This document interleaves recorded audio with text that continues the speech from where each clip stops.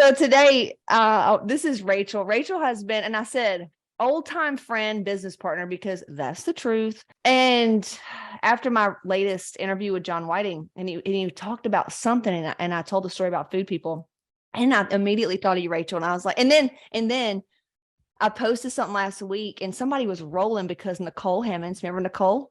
Yeah. Oh, how can you forget? Yeah, really. She commented and said something like, "Our crazy ass, did you see this?" And people that follow me now, they don't know me like that. And so they thought it was so funny. And I said, I've got to get Rachel on here. And the fact that you were like, let's do it. And you got a microphone. I got a mic. I got a mic, man. So I'll introduce you. And the reason I went on personal is I thought, Rachel, we got so much to talk about. What do we do? And she's savvy, she's fucking savvy. I mean, Avi. And she goes, let's do it on your personal, because there's dudes. She goes, we're going to talk about everything from tech to sex to everything. So, and everybody's like, sex, what? But why don't we always do that, Rachel? I'm just kidding. Suppression. Yeah. Suppression. Yeah. So we've been through it, man. I met her in the 6th grade, turned her in for bringing weed to school, and she's still my friend. Even after, and we went through a long spat of when I was having kids, growing the business, and she was going through her stuff, man. We just got so many nuggets to share and wisdom. And Rachel's got a really cool story, and I wanted to bring her on because she's an artist by the gift of whatever you want to believe in. Genes. What? I said genetics.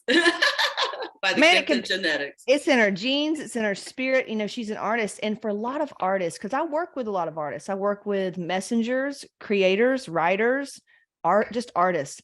And the biggest thing I see, Rachel, is they're scared to charge for it. So anyway, I just want to introduce y'all. I consider Rachel a success story, and she's known me for a long time. So we're going to have fun, mix it with fucking life, business, and everything. So Rachel, thank you for coming on today. You're welcome. Here's the thing, Casey. I'm so behind the scenes. I'm production that I don't talk in front of a camera. This is the first time I've talked in front of a camera since you and I did a fucking podcast for Friends with Benefits. And I don't even know what year that was. Yeah, and I love your shirt. Where is this from?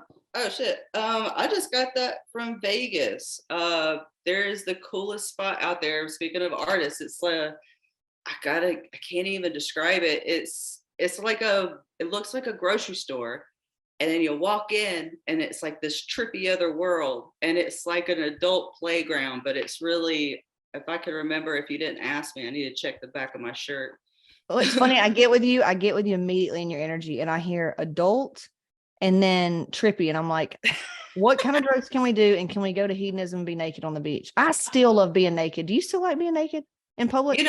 I think it's become I think when I was fluffier, I didn't mind it more, and now I just get cold. Oh, really? Now get me into a sauna or like a steam house, or when you go what is it, Jeju? You remember Jeju? Oh my God, yes. Oh my! I was just talking to a friend of mine about that. Get me in there, and I'm naked all day. I don't even care who's around. I don't even know you, but I love it. Okay, yeah. But I'm warm. Yeah, I'm warm. Yeah, well, that's why I moved to South Florida. You know what I'm saying? I gotta be warm. Yeah. So, and Rachel, we go way back too. I remember when the Kardashians turned their bikinis upside down, and you sent it to Skip. You were like, "Show Casey this shit," because listen, y'all. We put it down first, bitch.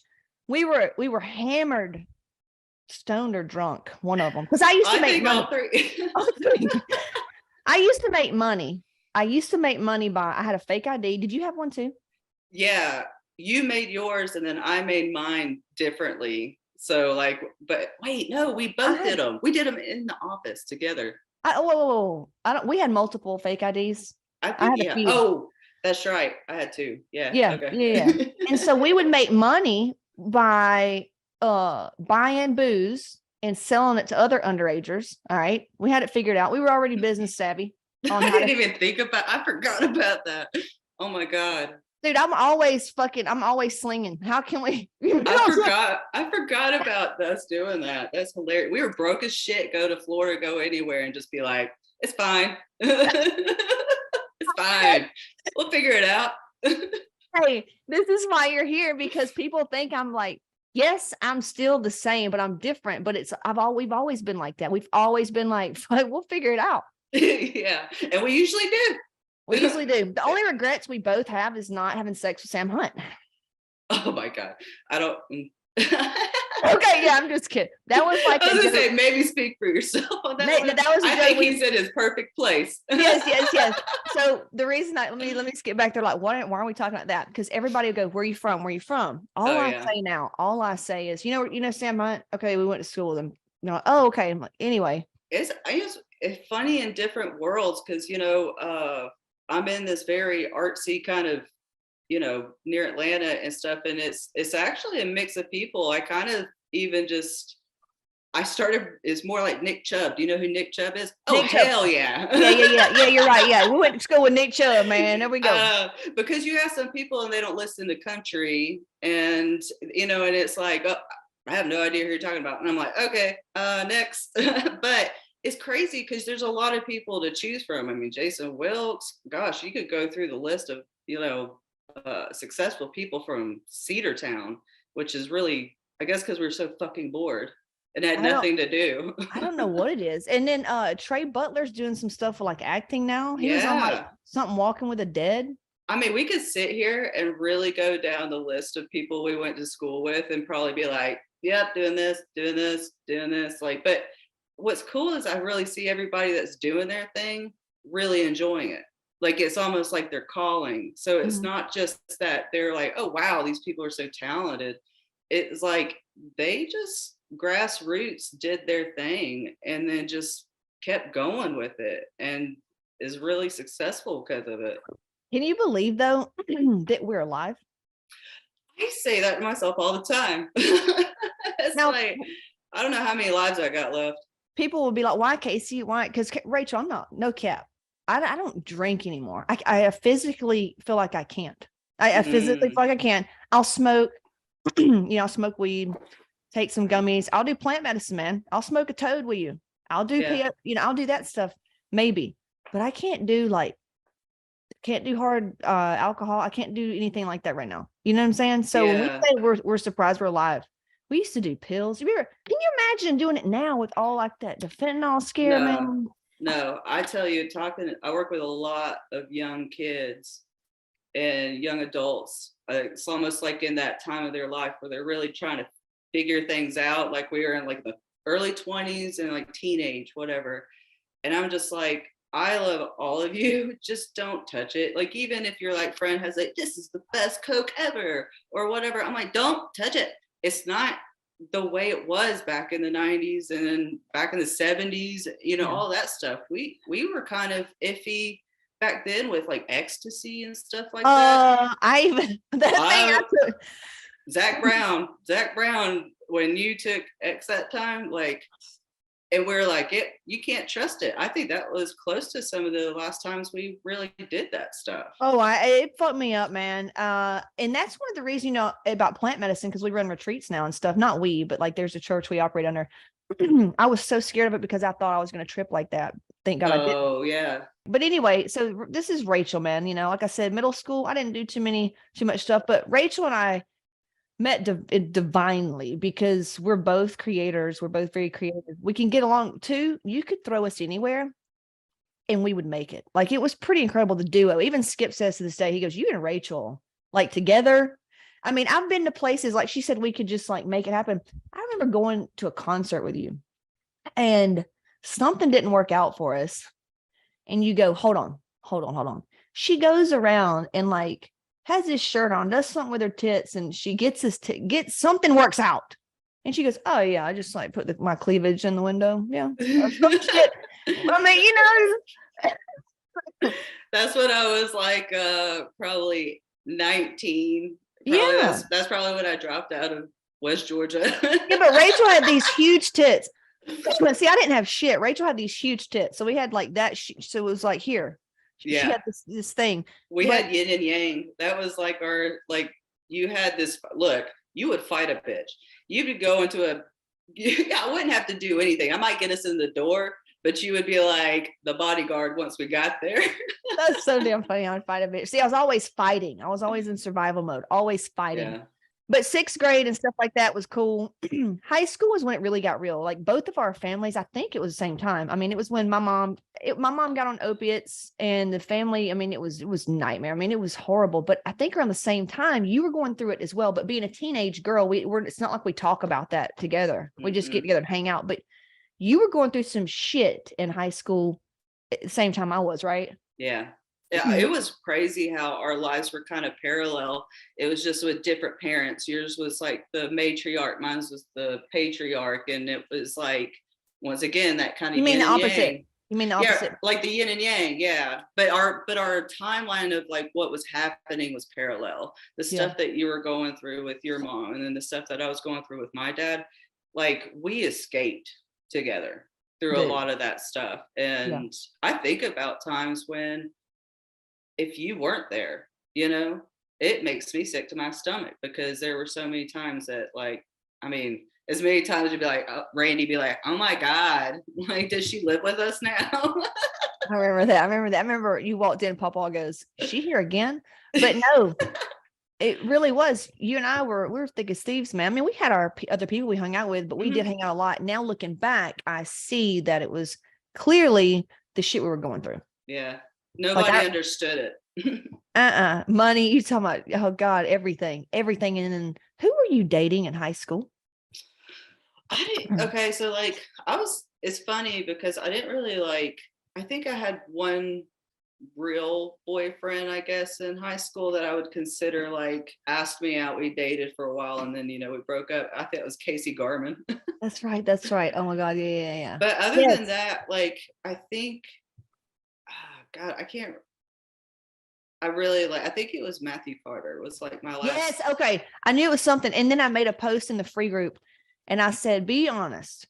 Did you have dreams of being together, married? Did you think about life forever with your first little love? No. No? See, I did. Every woman on there said, yeah, even though it sounds stupid, yeah, in their mind, they would long for that dude loving them fully, and then being the one, and then being the only one.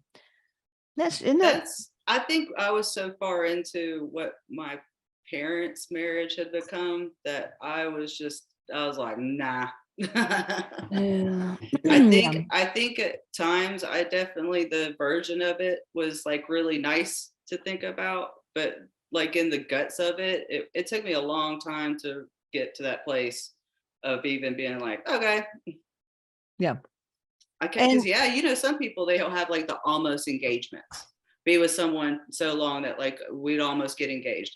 I wasn't really with anybody like that. You kind of know that. It was I would date and it'd be fun and we'd hang out, and then it'd eventually go crazy because I was crazy too. Yeah. Well, and then, okay, now let's talk about, so we went through that trauma, with mom and dad and stuff like that. And you said we can talk about some stuff. Okay. Sexual abuse. And then, dude, I found out about not that I was sexually molested, but the way my mom would she was sick with it. And it's actually called a form of sexual abuse, where she would come in and be like, oh, let me see your titties. Let me see your this, or, oh, after I go on a date, she'd look through my panties and say stuff and just violate the fuck out of you, and say things that make you feel very uncomfortable. My grandmother showed me porn at 7. Yeah. All those things are that's so sexual abuse, but it's not physical. So I just always wrote it off oh, no, I'm good. You know what I mean? Mm-hmm. But when was your first encounter? How old were you? Do you remember? Mine's a bit rough. So a lot of people, I think, and I've been in therapy for I was thinking about 15 years now, it took me a long time to kind of understand that too. Cause like you said, things happen and you don't really realize it, that when it is happening, that it's traumatic and stuff. So I think I could probably, pull that back to 6 years old. I thought it was 8. See, I thought it was middle school. I hadn't talked to you since that therapy. Nice. So you blocked it. Yeah. So I thought it for the longest time, I even thought it was an 8, and then it starts coming back to where it's 6, and then you start going into that whole grooming phase of abuse and things like that are every form. every form. It can be physical, it can be mental, it can be like, it's just so many forms of it. I think there's so many women out there that don't understand and can feel confused of like why they feel screwed up in this kind of relationship, or they have this thing, oh, I just don't like to do that. Or No. think, you know what I mean? Yeah, no, it's always from something. Like it's always got a root somewhere. And the reason I like to talk about this, because Rachel, there's a lot of women, some of them have blocked it, but there's a lot, dude, that have not. And there's a lot of shame around it. And so when they hear about other people, they're like, oh my God, me too. And they don't feel so alone. You get it. Yes. Oh yeah. I think that's what primary, like when I got to that phase of really feeling like that kind of healing, separating myself from the things that were still like a part of it. Yeah. And I think that's when I realized like it's okay to share it. It's okay to share what you're comfortable with. You know what I mean? You don't have to sit there and go into dirty details. There's some people that are weird and get off on that. But you know, there's still that out there, you know, but Yeah. But in the most part, you have the people that listen to it and hear it, and it's like, oh shit. And I do it this is probably the first time I've ever said it on a platform that people that like know us and have grown up with us. There's a very small circle of people in my life that actually know those things. Yeah. So when I actually talk about it or share that, it's usually with someone that I'm friends with, or you know, someone I relate to. With. And that they need that story. They need to hear that. And right. That's what absolutely. So this is kind of a big deal for me, you know. Okay, I got a question for you. What made you go deeper? Like, what was it that happened that made you want to go deeper? Oh, it was just fucking every kind of like what you say, where we were at a kind of a young age already, being that kind of savvy with certain things and getting to get to a point when you hit like a certain success and then it feels uncomfortable and then you don't know what to do with it. And then you ultimately self-destruct because you're like, oh, this shouldn't be this hard or something. Yeah. I think that's where Malone really becoming a divorced single mom and having to just get my shit together for my little unit of a family. So I think both of those things, and they probably are synonymous. They probably happened at the same time. I don't know when their actual point, but I've been going to therapy, you know, that since we were in high school. Yeah. But dude, you're right. That's when everything changed for me, is after the kids. I had got deep into the postpartum depression. Oh, yeah. And I was like, what is all this? And I started going inward, like, fuck, you know, Mine hit me actually when I was pregnant with Malone. And I got very suicidal because of everything that happened to me as a kid. I'm sitting there thinking oh my God, I'm going to bring a kid in this world. And this like happened on such a close level to me. Like, you can't trust anybody, all this stuff. And like, I lost it. Like, and then Josh, you know, when we were married, he was deployed at the time too. So it was like, just really kind of. Isn't that crazy? It makes sense on why you would have attracted that into your life, because you didn't feel safe around men. So you needed one that would stay away from you. Oh God, get out of my face. I never thought of it like that, but that makes a lot of sense. This is what I do. People show people patterns, but it's crazy. But now, so teach me something today about Malone. So tell me, all right, what's all this new verbiage? Because you know, you can't say that you can't say bisexual, you can't say this. What did he say that he was? Well, with Malone, and I don't want to talk too much because I didn't really bring that up with, you know. Okay, well, tell us about his friends. Well, tell me what the words are. And like when we were in school, by the way, I thought being bisexual was like, hold on, back it up. When I got into my shit, because I liked girls too. I didn't like girls only. I knew I liked boys, but I knew girls turned me on. Yeah. And so I was like, what the fuck is this? And I always thought I was fucked up. And it still could be, but I got deep into research and just looking at everything, and turns out it's kind of normal, you know? So I'm asking you for that reason. It doesn't have to be him. It could be another kid. Like, what are they calling it? What's in the street these days in middle school? If you like, just tell me what that's like to have a middle schooler and them going through puberty. Tell me what you're learning. Well, you know, honestly, with having a kid that is like open in that range and stuff, like I would put it down to this way. Like, I'm an artist, right? But I'm not just artist brained. Like, I'm also really into tech, and I'm also really into these very engineering things where, you know, I can think 3D. Maybe that's like, you know, this over level into the artistry. Right. So does that mean that I'm an engineer only, or does that mean I'm an artist only? You're an and. I'm an and. I am a me, you know? Right. So like, I even think about what I've been with Malone is that, you know, people have their set of skills they're born with, right? Right. You're either engineer, you're artist, whatever.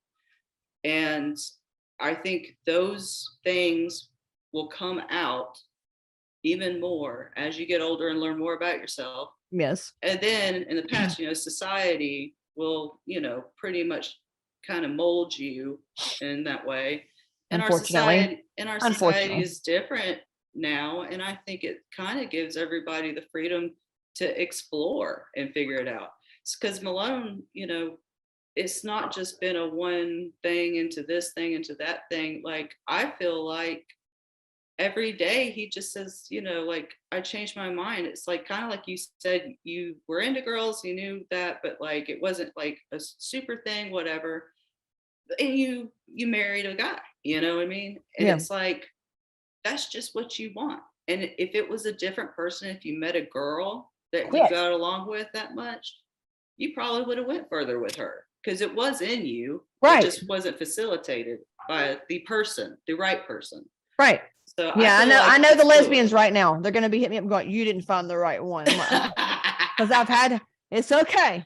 I love that. Okay. So your thing is just let it unfold. Yeah. I feel like one thing I push with Malone is let's not put a term on it. Oh, let's not put a term on anything. Like, when I refer to Malone, I refer to Malone as my kid. That's my kid, my little human. That's a whole person right there that's figuring out who they are. And I don't want to limit them for any season. You know what I mean? I see now what you're saying. You don't even want to label it, because if you do, then they may take that when they're really not even that. Yeah. And it's really, when you put it in that level about Malone and about who like the person is, it's like, because I think people lose a lot of fact that like children are so like, they're sponges, you know, they are literally like, so what you put in front of them, they're going to adapt to or move to. So if you put this thing in front of them, like a blank piece of clay, and say, this is your person, you're a kid, you're, you know, I mean, that's it. And I feel like that's the way I've been able to be comfortable, even with other parents, and like being honest with other parents and not feeling like you're walking into something like having a sleepover with a whole bunch of girls. And then it's like, no, we got to have this conversation. Because how does that work? How does that work? I literally talk to them. You know what I mean? I'm like, this is, if I was a parent, I would want to know everything and be able to make my own decision. And guess what? Every time that I tell a parent and have the conversation with a parent, they don't give a shit. They don't give a shit. It's like, you know, it's like that my kid loves your kid. They love to play with each other. They love to do this. It's like, that's it. All right. Conversation done. Let's move on. So you know, it's like, it's that easy. Nice. So you had the conversation with the parents. That's so cool though, that you're in what school district are you in? I'm in Cobb. Wow. And they're open. That's cool as fuck that they're open. I love that. Oh my gosh. They've communicated with me and been open and been very sensitive to even like, but Malone, this is the funny thing about Malone. Malone don't have bullies really. Everybody, like, I'm the parent that's like, I'm not really up his ass at school and going to PTA and stuff like that, because I'm a single parent who has time for that. You just don't want, Yeah, I would love to. I know. I just ain't got time. You would? You would? I mean, not well. Look, I like having relationships with the cool parents. Like, I've met some really cool parents that I really like them. They make it fun to do that, because then you get to be a kid again, like with, you know, doing something like going field trips. I did a field trip the other day last year and I loved it. I'd piss my pants if I could see you being with kids. Oh my gosh. Especially like the middle school. They were 5th grade last year. So it was like, they they wanted to feel really like cool. And it Oh was my really, God. I did some like 90s looking like fish islands, like pictures of them and stuff. And it looked like album covers. I had Oh fun. my God. That's hilarious. So Malone's so lucky to have you as his mommy. That's awesome. Yeah. Wow. So you've had to just figure it out since you've had a man. It's when it started, made you go deeper, looking into your shit, had some stuff blocked out, figured out, and then that's cool that your therapist helps you do that. I know a lot that wouldn't be able to do that, but you're very open. I feel like you just got to you just got to feel safe, and you'll open. There's so many people that's so fucking, it's like they're hard, they're locked up. It's like I was very, very closed up. You know what I mean? Yeah. I like that you're open. Okay. So what's one thing, one story, one situation that sticks out in your mind about us just in the past? What's one story? What's some things that stand out in your mind? Well, definitely the food people, because we were young and we were like, that was probably our first like figure it out job. And we had no idea what we were getting ourselves into. Were you scared? No. I was terrified. When? At what point? Wait. So backing up, y'all. So food people. So I was in tech school going for like obstetric ultrasound. I just got done with the MA program. And then we get this opportunity to come in as partnering shareholders if we help to start this company that's now like Uber Eats. Okay. It was called Food People. And with this old guy that was funny as fuck. And I found him like funny. He drove me fucking nuts. Skip too. And that he was nutty in a funny way. Anyway, so yeah, we started doing this. We invested, I can't even tell you how much time because we didn't have any money, but we had nothing. We had like over 100 restaurants on the site. We were doing, we were delivering. Rachel was doing fucking interviews. Oh my God, I pissed my pants. But we built the site. We built, like, it was everything. Really, the big thing about Food People was, so even you got to think about the time and just put that in perspective, because when you say internet company now, people are like, oh, okay. But no, this was 2008. This was, I think it was actually beginning 2007 or something like that, because I will never forget going into my like interview with Derek at, I believe it was Tom's house. I think you're right, because this was before Obama was elected in 2008, right? Yeah, see, exactly. Yeah, we were already in there. Yeah, so it was 2007. So 2007, right when YouTube was coming out. You know? Yeah. Man. And to put in perspective too, we were like all about MySpace. Bitch. I was when YouTube, MySpace, it was the coolest thing ever, because I've always been in front of cameras. We've always loved to, I don't know. It was the shit. I think the phone during that time was a flip razor. Yes. No. Blackberry. We had a flip razor, and then we upgraded to BlackBerry when we started working there. Yes, that's right. Yeah. So just to give y'all a little. Yeah, you got to get a cultural backdrop of it, because then the big thing about Food People is it had a back end. So the fact that we had all of these restaurants in it was really the first interface that they could customize their own pages. So it was like we were building like a 2-layered, and back then that's really what the factor of sales that we were kind of pushing, right?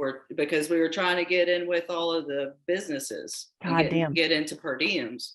So we had to my job was everything. We putting things together, but sales. I remember that, scared shitless. First of all, coming from the country, moving down to Buckhead, Atlanta. And I felt so intimidated. I remember having to do a drink. I remember having to go get a drink for the first call we did. And so anyway, we ended up getting all these restaurants, hiring people, hiring drivers, which was hilarious because Rachel was in charge of fucking hiring drivers. Like, God, that was something cool I did that I thought, like, even looking back on that on 36, we were like, what, 21 or something? Oh, 2021. We weren't even, I remember we turned 21 when we were there, because then it was like, I finally stopped using my fake ID, and it was like. Yeah, and you remember, that's right when, this cat, we were in the, We're in the mix. We're in the mix. Everybody that watches and listens to my shit knows this cat's never like this. He is on one. He is trying to get into the computer and everything. Okay, John. I need a clip of this because my friend Brett's gonna be like, this is hilarious. Look, watch this shit. So anyway, I'm just gonna let him do something right now. And what's up, bro? I mean, hey, buddy, come here. I know you want Rachie. Listen, that is so funny. You might have to put him in another room. I'm telling you. So going back to the food people. Oh my God, so giving y'all an example of what's going on. And I remember Skip saying, I'll never forget, there was this whole room, the boardroom or the whatever. And I had to go in there and train people on how to use the system. And I was like, oh my God, I can't eat. So when I told John that story, I totally forgot about it. And I forgot about how much, like even he kind of like, really? Because I don't talk about it. Mm-hmm. But damn, did we get some fucking experience in a startup, right? Dude, that was like one of those kind of internet startup things that you look. And here's the thing. I don't even really tell that story that much to people. Like food people has become an antidote, because if I told them, when I've told people the whole story, they look at me and they're like, you're full of shit. Like, with everything down to the drama and down to the end of it, they're like, yeah, that sounds like a movie. And I'm like, I should probably like get on that. Well, I remember we only made like $800 every 2 weeks. Is that right? It was a little bit over. I think it was like $860. That's it. And then we had a beanbag for furniture. Like Skip stopped work to do this. Like he stopped making 6 figures to do this. Like looking back, dumbest idea ever. I should have just done it. And he should have kept doing baseball. That would have been perfect. Oh, you know what? That would have been perfect. I didn't even think about that. But you know why? I wasn't in my power, and Tom was very old school. He started the man new business. But yeah, if it would have just been me and you and fucking Matt Brown. Honestly, Derek, man, I learned so much from that guy. True. Derek, me and you, we could have ran it. He stuck me in that. He had to separate us, and then he stuck me in his corner office with him. And what was his girlfriend's name? Oh my, I don't know. Starts with a C, right? I can't remember. I can't remember. It kills me. She gave me a birthday card, like handmade and everything, like, and didn't sign her name. Yeah, we found out later. So people are like, why are y'all talking about it? Because we found out later that we think this guy was in some kind of like, I don't know if it was a Ponzi scheme or what he was doing with credit cards. Because Tom, Tom. It was bigger than that. He was associated with the Lou Pearlman case. So Lou Pearlman, if anybody knows about that guy, in the 90s boy bands, stole a lot of money as a manager, and he ended up being his dude's right-hand man. Yeah, he was connected, and I don't know how we figured all this out, but I met Tom, the guy that pitched us food people via credit card processing. All right. And he was in with Derek because what we're thinking is he had access to all these credit cards and like 1 cent on every transaction. Like that's how he got rich. And we were thinking he was trying to crack into this shit to get what, I don't know. We just found out things that make sense. He didn't even have the real name that he gave us wasn't even his real name. And so they booted him out, and we were left, we built everything else. That's when we started doing everything on our own. Yeah. And that was incredible. And, you know, to think about how long we kept that thing going. We scaled it really quick. Yeah. But I'll never forget when a friend of mine was like, I think it was in West Cobb, and he was the manager at the Mo's. And he was like, hey, your food people just came in here and like talked about hooking us up or whatever. I'm like, damn, at West Cobb, okay, from like Buckhead. That was a pretty big circle. That was huge. That was so big. And yeah, it just failed miserably because I forget what happened to make it not go. It just was in the wrong time. Oh, I remember everything, man. Because it was when we were literally expanding. We were at the point that Derek was ready to move back from New York. Yeah, when he went back to New York with his girlfriend, because you remember he got me in my apartment. Yeah. And then he was going to live in the same apartment building as me. And so he calls me, and I remember, and that's when you and Skip had kind of been like, this is getting a little fishy over here somewhere. And Skip had a friend that he called and like did kind of a little background FBI. check. I remember the FBI. Yeah. Okay. Yeah. And so he went to New York and then he called me. And this is one thing that's weird. It's like I had such a relationship with him. Yeah. He got me out of my mom's house. I was young. He got my first place by myself in Buckhead. Like, but you see how he does that with girls? Like he had his girlfriend like that. Oh, 100%. But then he taught me so much shit. He taught me so much about technology and stuff that, so he called me. I said, dude, the jig is up. Like they know something's up. I don't know what's going on, but I've heard FBI. And he was just like, oh shit. And I remember. Oh fuck. And he said, I can't remember exactly what he said, that because I was being very cryptic about it, because I wasn't sure if I'm like being recorded at this point or something, you know. Because we had been doing it for a minute. Yeah. And he was just like, it's been great knowing with you. I hope the best for you. And then poof. Yeah, poof is right. Out in the sunset, and that was it. No, I remember we needed another we needed some more capital. And that other guy, we had that investor and he was going to invest in something. I don't know, but I'm glad that it happened. I'm glad that it didn't work out but I learned so much from it. So you remember that? A lot. Yeah. And that was actually, I remember this is a time when Skip got fat as shit. We were drinking. We were drinking so much. I remember going in one of those bars and shooting back to back Jack Daniels. You remember that? It's when you flooded the apartment and I fucking vomited everywhere. Yeah, that Jack Daniels, I can't even smell. If someone's been drinking Jack Daniels and I smell it, I'm like, yeah, some fun stories. We used to, on a Thursday night, we would split a Listerine bottle full of Jack Daniels, and that was Listerine size. It wasn't an actual Listerine. Yeah, Listerine size bottle. Yeah, it's crazy. But people just don't. They think I've always been like real healthy and wise and shit. Oh God, you were like the epitome of skinny fat kind of thing. Skinny fat and or like you were just like you would fried food, junk food, you know, going to like we'd go stop at like Wendy's and just get like 99-cent menu before we were gonna go like drink our face off and do whatever else. But no, let's be real. You even said something to me one time. I would get a triple cheeseburger with sweet tea and a large fry. Hammer it. That's just how we ate, man. It's just how we ate. On the way to West Georgia, just like yeah, man. We had to go party that night. But people think, you know, oh, it just must be easy for you. And I'm like, you have no fucking idea. You know what I'm saying? I think the first part's like survival, and then the next part's actually learning that you don't have to survive like that, and actually like enjoy life.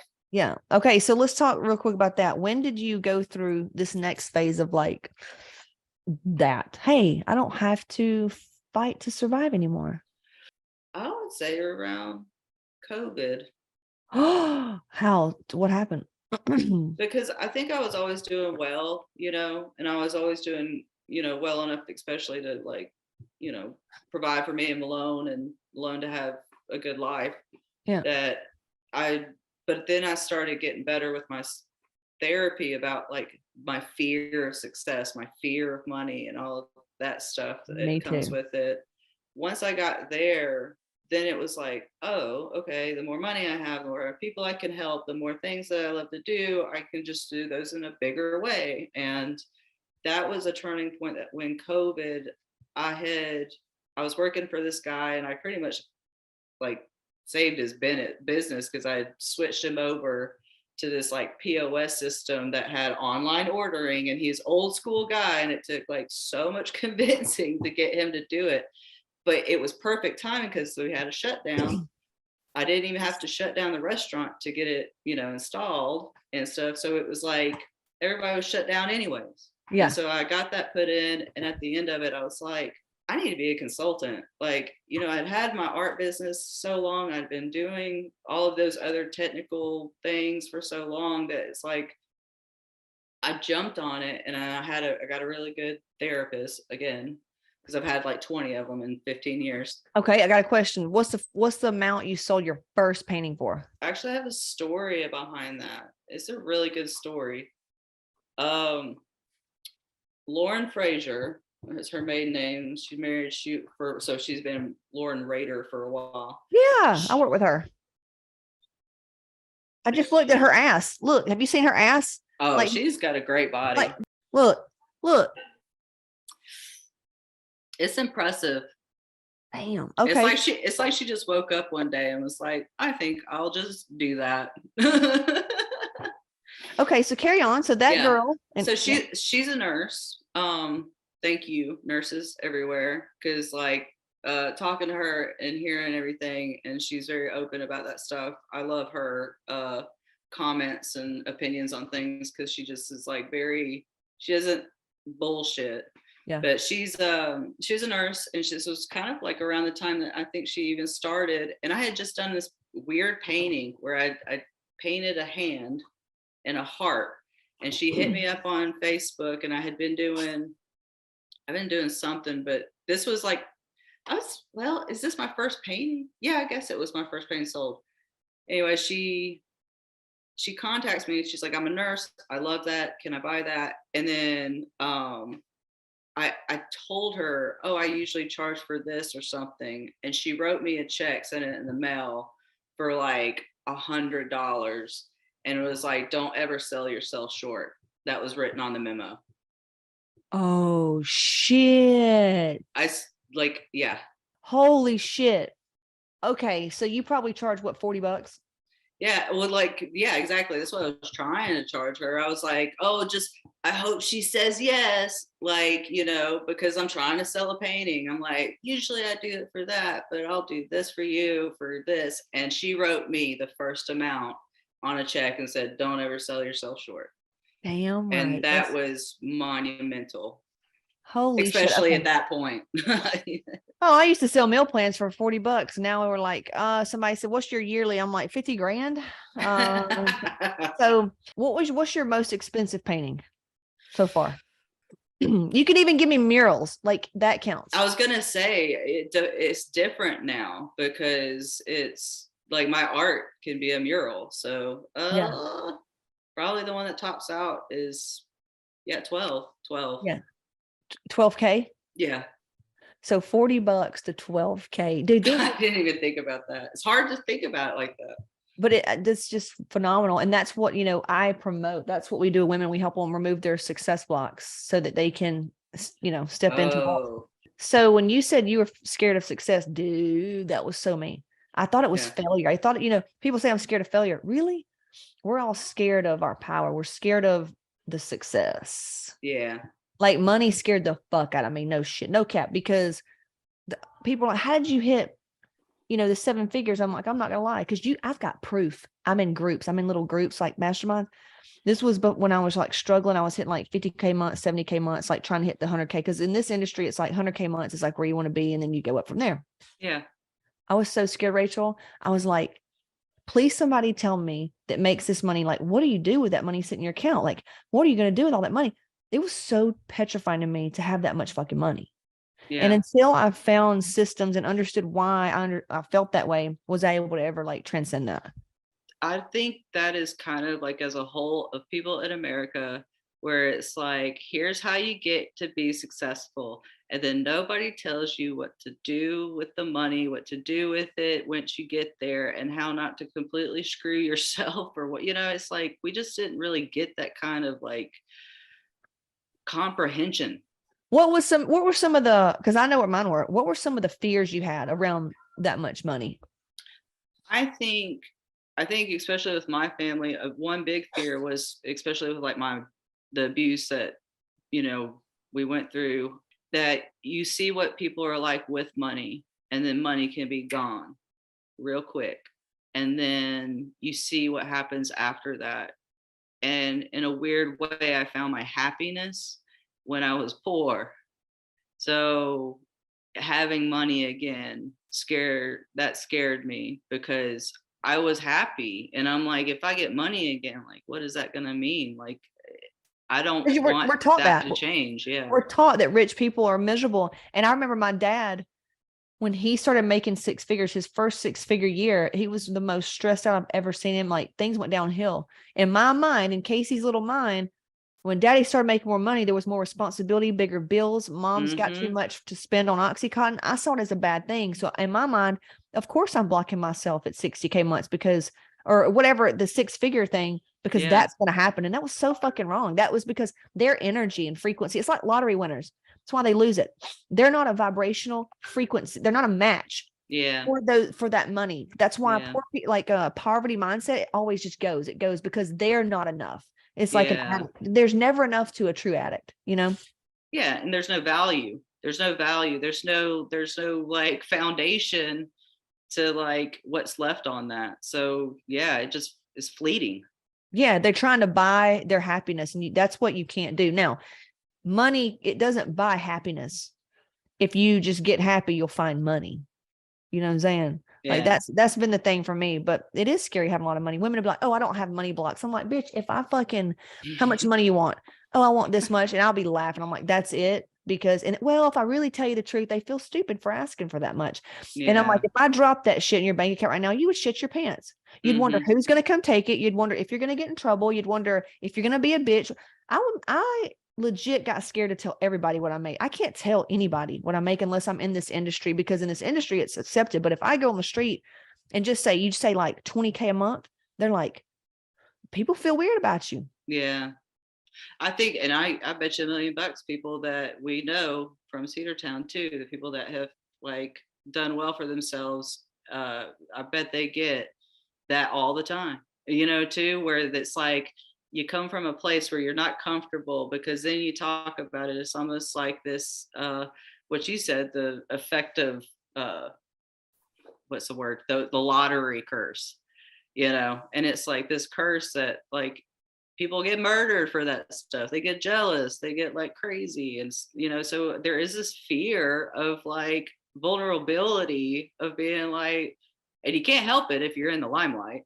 You know, like if you're in front, like this is one thing, this is the first podcast I've ever done directed at me, because I'm a producer, I'm an artist. Like it's safer to not be seen. Well, you know, that's the thing. I'm pushing my art. I'm not pushing my face. I'm not pushing like me. I found a way to be successful by not having to be like out there. Yeah. Out there. Yeah. But I wanted that. You know what I mean? I know a lot of people that want that. I had to just rewrite my beliefs and just say like, me being here is of high service. Me being here is what I'm supposed to be doing. But yeah, it's crazy, man. So if you're listening, start looking into the fears of success about, because if you don't have the thing, you only just 3 reasons. You don't want it. You're afraid of what's going to happen when you get it, or you don't feel worthy of it. Yeah. Worthy is a big thing too, because value as an artist. Like if you don't value yourself as an artist, then you're not going to value the work. And then other people aren't going to value it either. So what have you done? What's some of the top 2 tips that helped you with worthiness?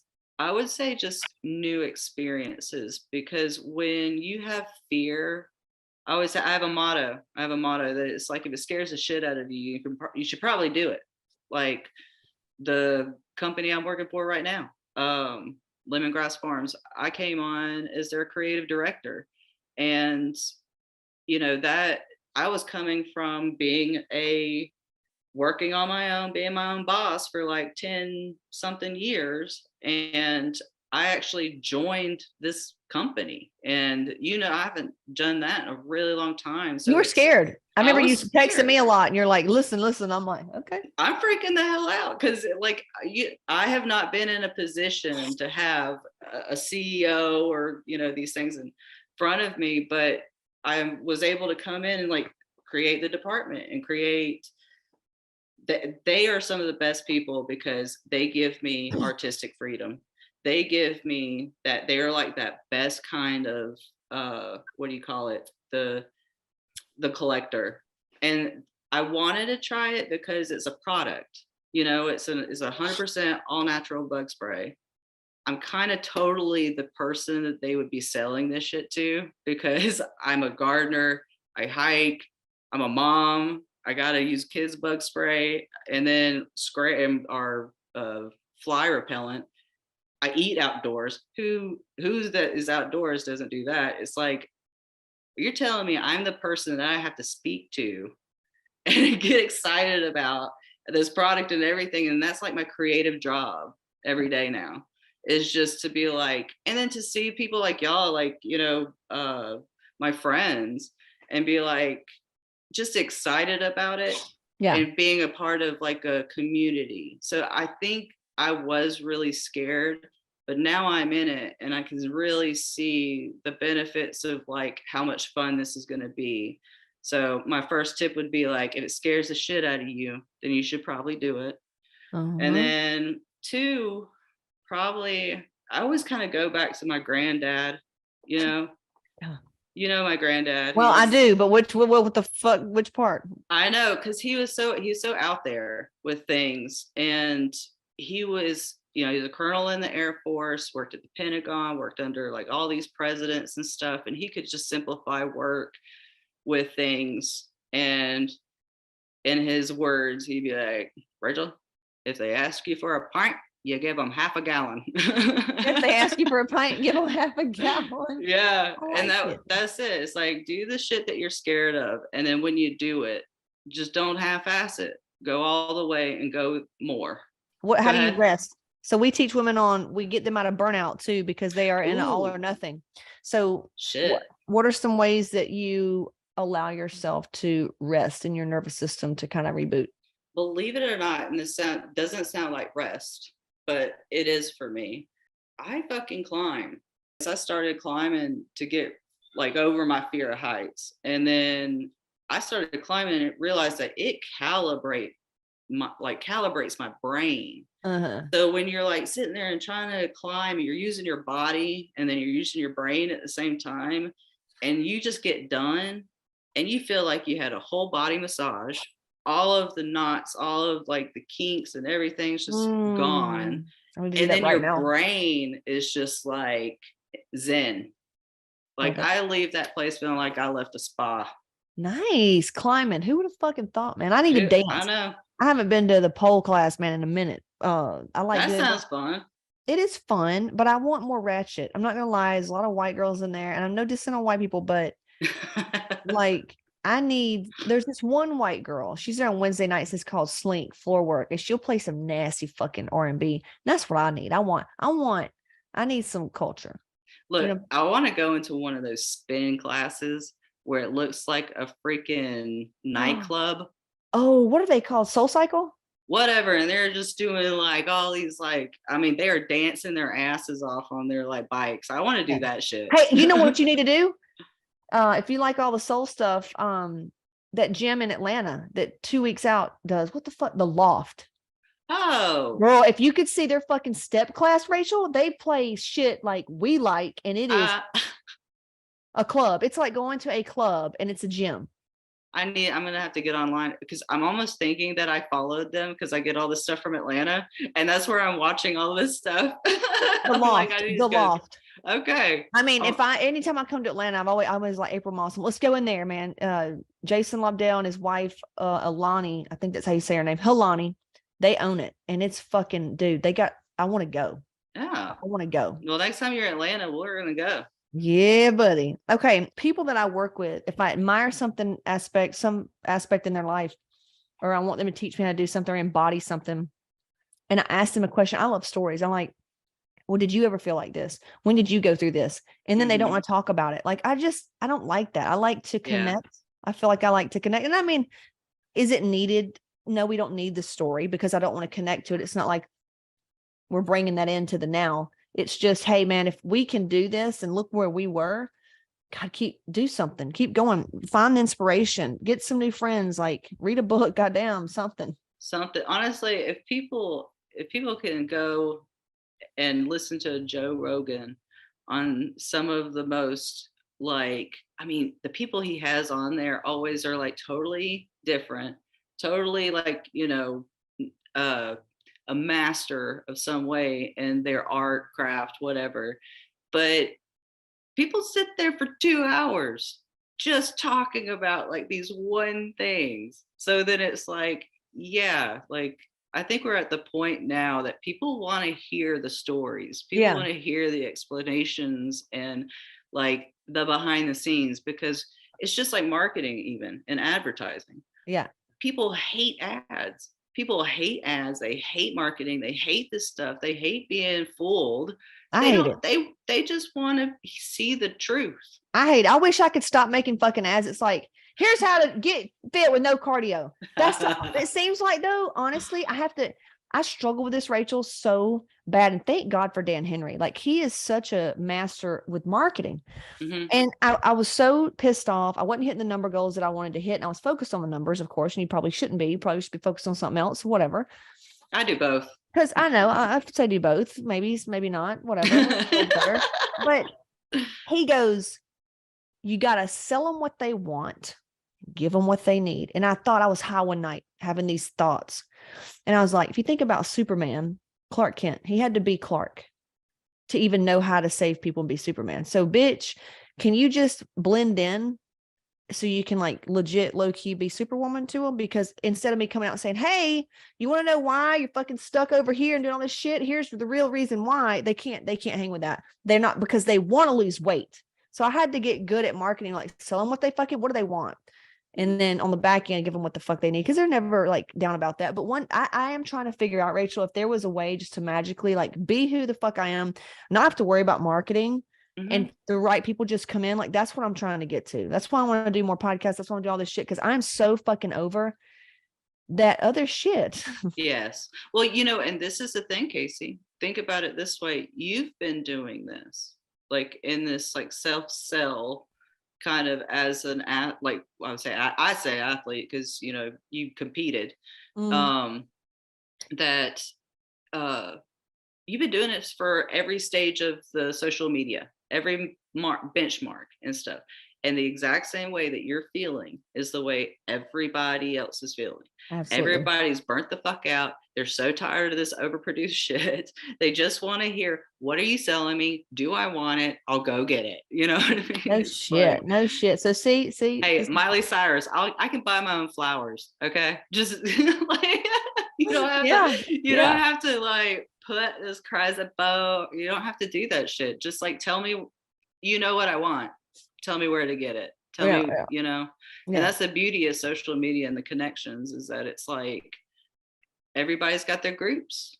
To me, that's what it's about. It's connection and people. That's what I wish I could say to my old self is not vulnerability. I don't hate that word. It's a strong word, but it's not vulnerable. I didn't know what that meant. I thought it meant break down and cry. No, it's how are you feeling? Yeah. Like and then actually wanting to listen. yeah. Wanting to listen and connecting so you don't feel alone, so they don't feel alone. Hey, we're together now. I like that shit. Yeah, it definitely felt better. Our whole sales team took a complete, I rebuilt everything in September. I said, fuck it. We were doing like 220K months, but I was spending, a lot in ads. And it felt so bro. It felt so, oh my God. And I said, fuck it. I let go the sales team, kind of did it on my own and figured out how to make it feel good. Mm-hmm. And so we created a way where it feels good for the buyer, for us. And even now when our sales team reaches out, it's like, give them something for free, no strings attached, check on them. If it turns into something great, if not, that's fine too, because it just feels better. And it's heart led. It's just heart led really. Cause it's that, and that feels better. So, and it's scary because I could be sitting here right now doing 500K months, but it would be built on bullshit.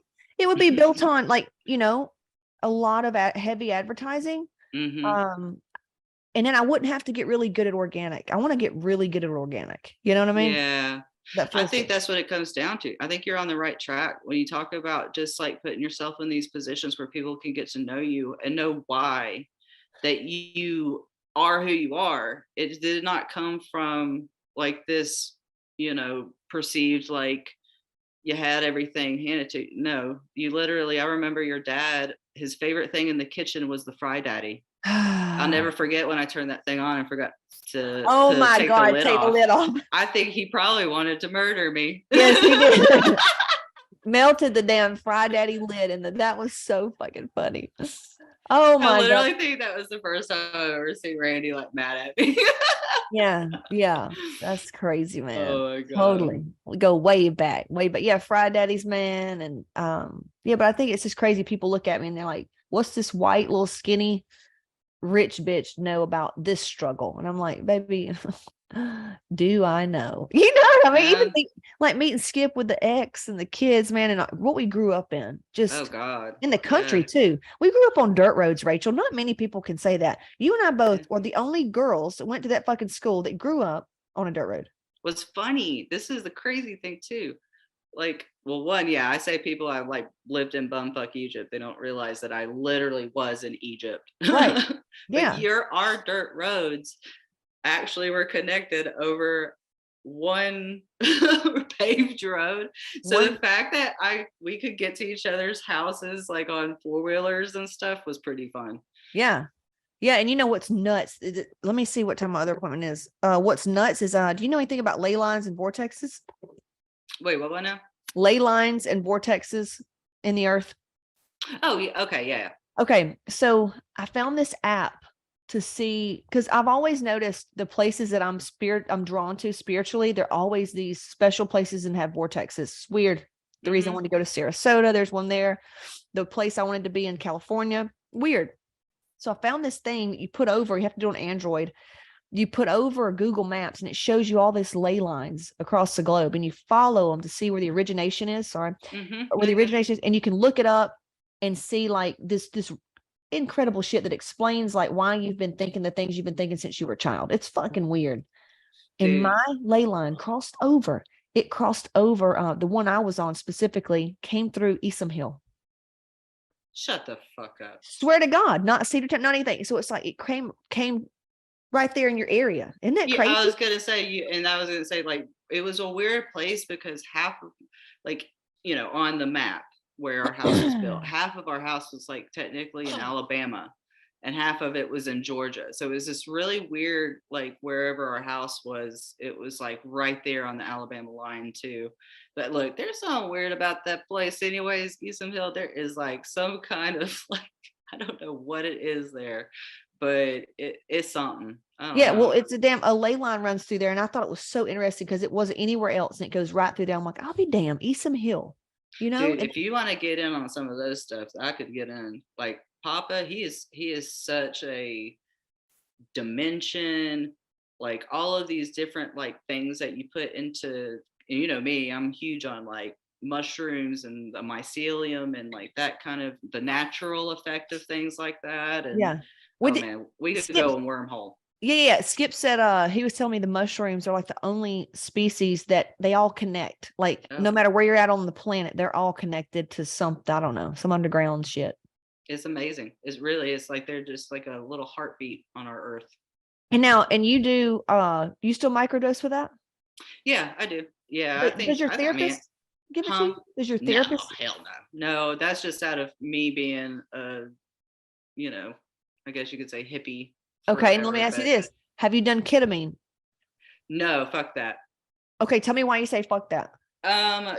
Well, just I would say even recently, like there's a place in Ackworth that I guess was doing like ketamine treatments, and like people use it irresponsibly. And so I think that there's a lot of really iffy lines between ketamine places that like do the treatments and like drug users and trafficking.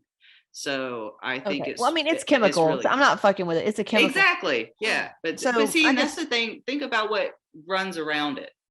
Period. That's it. That's enough for me. Okay. Yeah. No, the shrooms, I have, I think I started doing some microdosing testing with that shit in like August, September. Mm-hmm. Holy shit.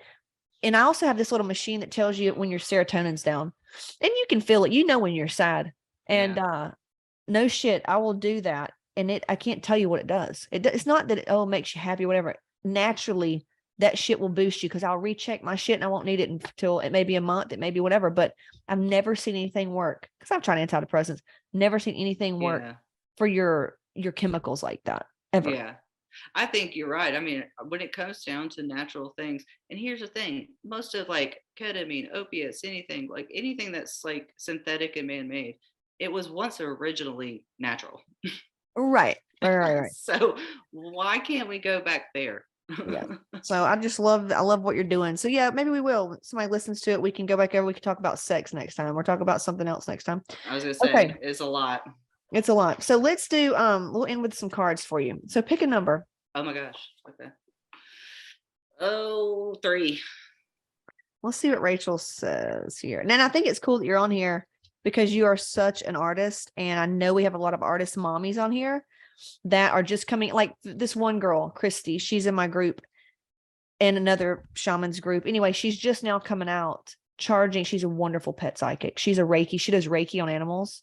Like if your animal, if something's wrong with it, physical, emotional, they're acting someone, she's so good. You pay her and she will do all this stuff. So you need the recording, let you know what they need to, it's crazy.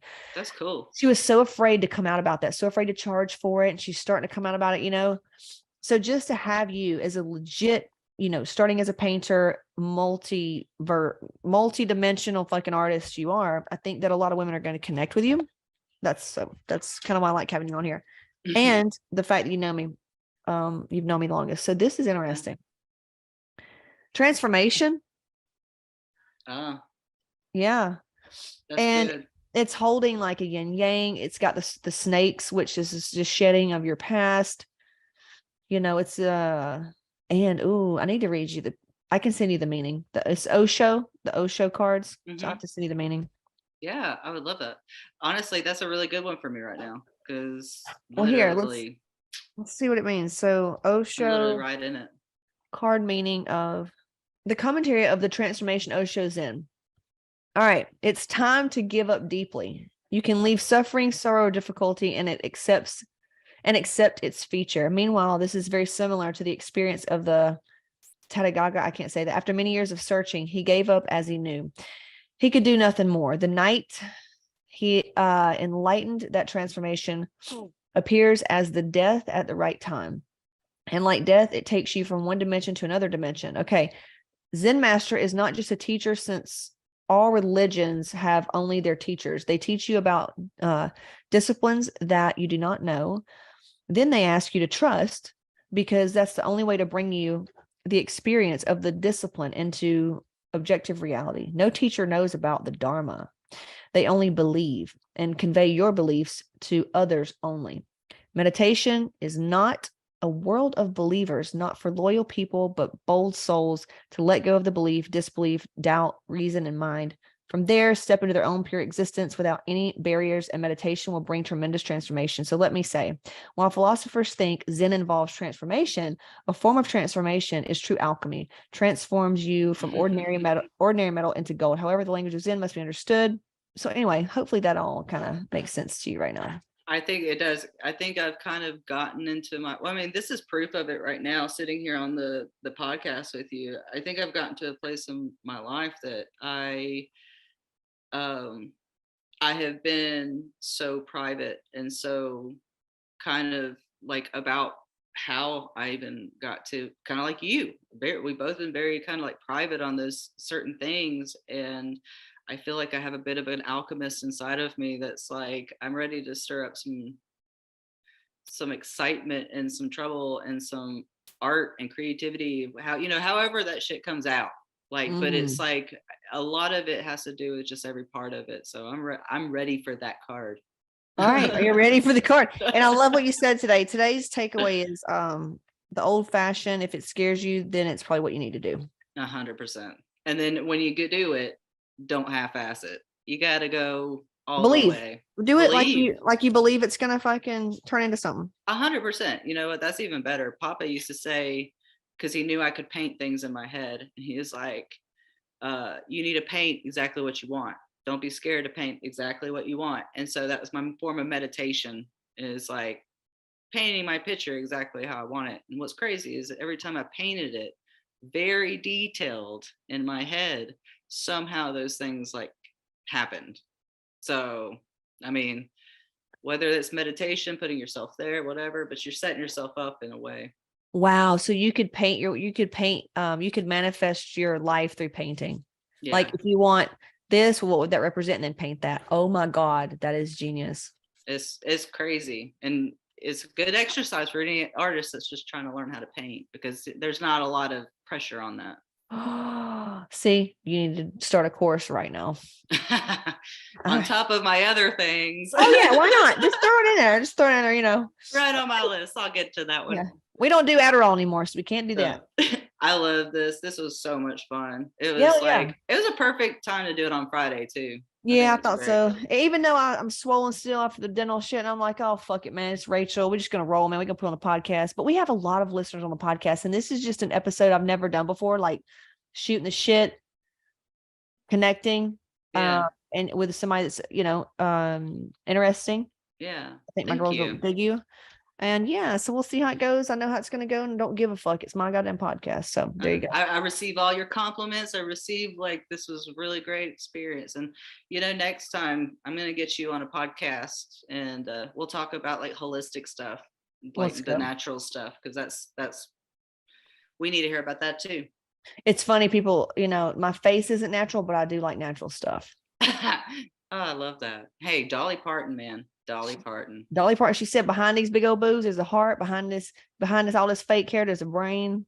Anybody says anything where I'm like, get out of my face. Get out of my face. No, what is it, Rachel? What is it?